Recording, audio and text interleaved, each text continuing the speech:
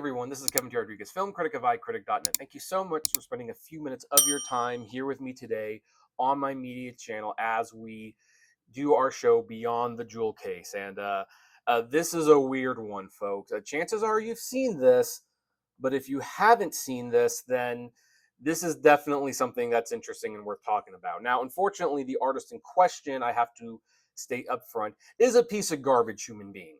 Because we're talking about a Kanye West album, his current name Year or whatever. And look, Kanye West is truly a piece of garbage human being. I do believe he has mental health issues. I don't think that's in dispute.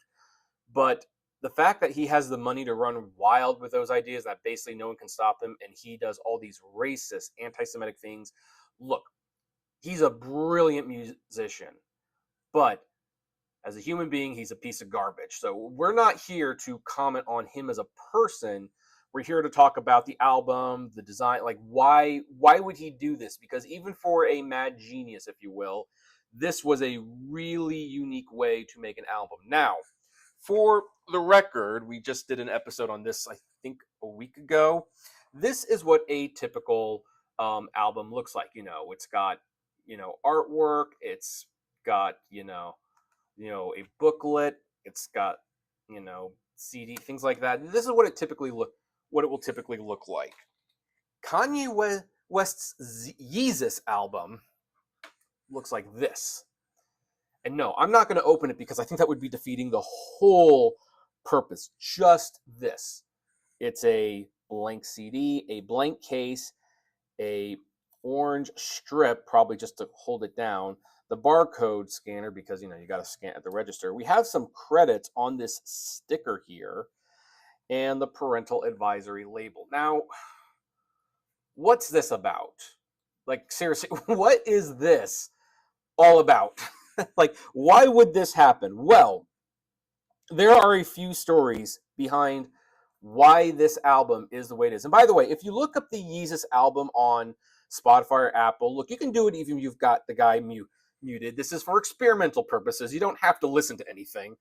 You will see that as for the cover album, they just took this picture and they put it as a cover album. Now, unless you actually look at the CD, you might think, oh, well, that's an interesting picture for a cover album that they have this CD in a blank case. No.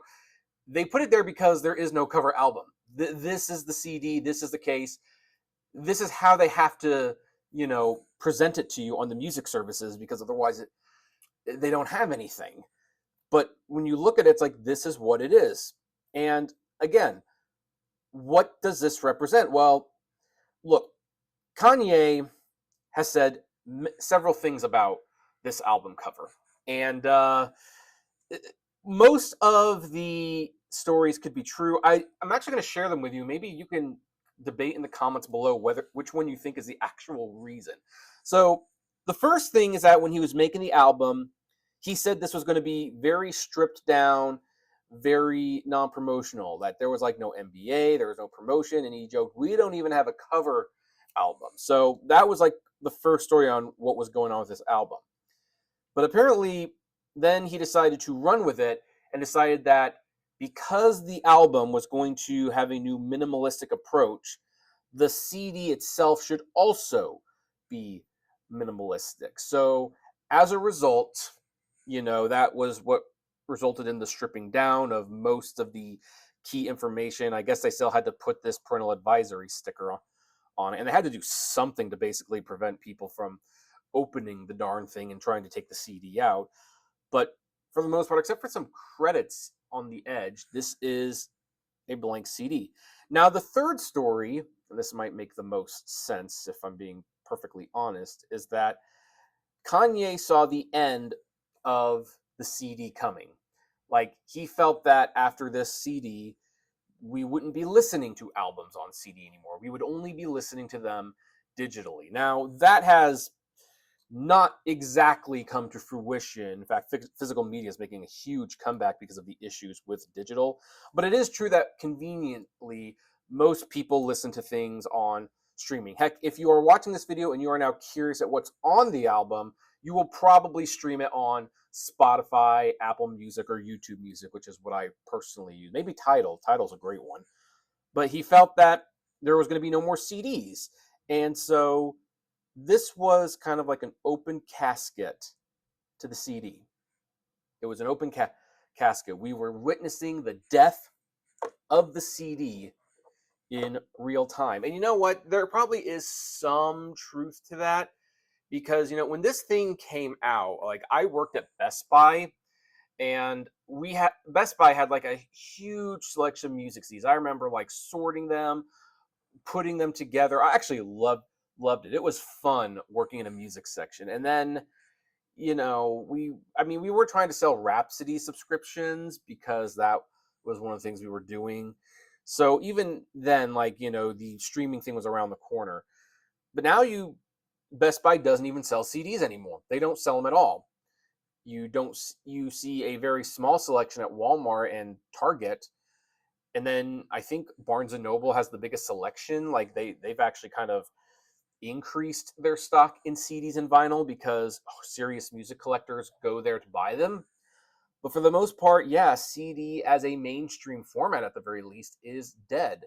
Now, future albums of his would have traditional artwork again and things like that.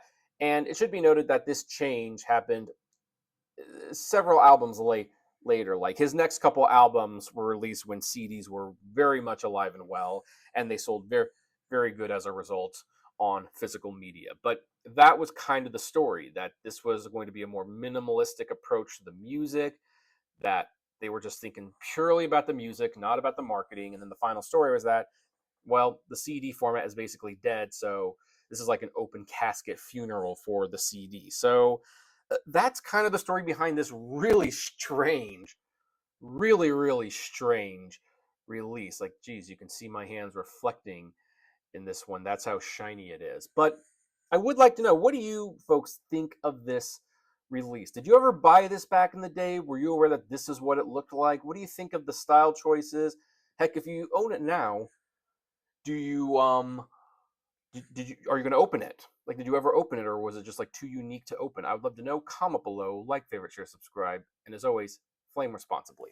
Have a good one. Hey, you made it to the end. Thank you so much for making it to the end. Just a few more things. First of all, the names that you see on the screen, these are our Patreon and YouTube member supporters, and I thank each and every one of them. Their support helps me make exclusive videos for Patreon and YouTube members, as well as keep the channel running, and of course is just of huge kindness to me. Also, don't forget to check out the iCritic-led podcast on Spotify, Apple, Google, Deezer, whatever podcasting service you listen to, it is there.